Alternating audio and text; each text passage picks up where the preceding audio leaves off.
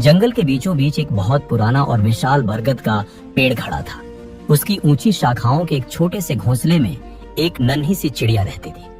वह दूसरी चिड़ियों से अलग थी, शांत और थोड़ी सहमी हुई।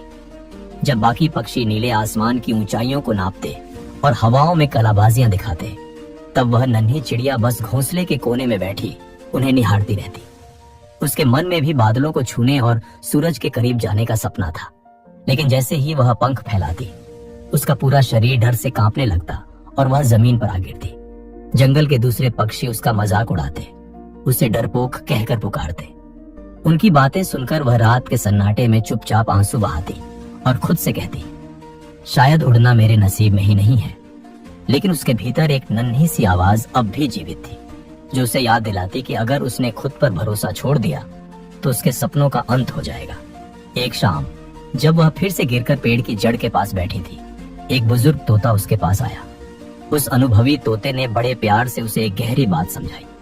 उड़ान पंखों से नहीं, हौसले से होती है। गिरना तुम्हारी हार नहीं है, बल्कि हार तब होती है जब तुम कोशिश करना छोड़ देती हो।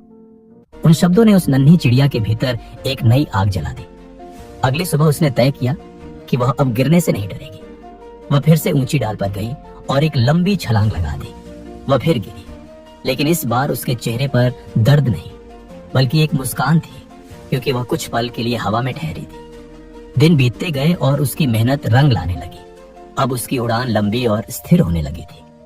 फिर एक दिन जंगल में एक भयानक तूफान आया। आसमान काला पड़ गया और हवाएं चीखने लगी। सभी पक्षी डरकर अपने घोंसलों में छिप गए, लेकिन वह नन्ही चिड़िया इस तूफान से लड़ने के लिए तैयार थी। वह तेज हवाओं को चीरते हुए बादलों के ऊपर निकल गई। जो पक्षी कभी उसका मजाक उड़ाते थे, आज वे नीचे से उसे हैरत से देख रहे थे। उसकी मेहनत और अटूट विश्वास ने उसे उस ऊंचाई पर पहुंचा दिया था जहां कभी सिर्फ उसके सपने पहुंचते थे।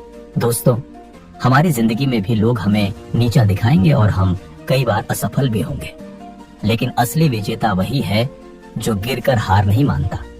अगर आप खुद पर भरोसा करना सीख लें, तो दुनिया की कोई भी ताकत आपको ऊंचाइयां छूने से नहीं रोक सकती। अगर आपको यह कहानी पसंद आई हो तो इसे लाइक करें, अपने दोस्तों और परिवार के साथ शेयर करें और ऐसी ही प्रेरणादायक कहानियां सुनने के लिए हमारे चैनल को सब्सक्राइब करना ना भूलें।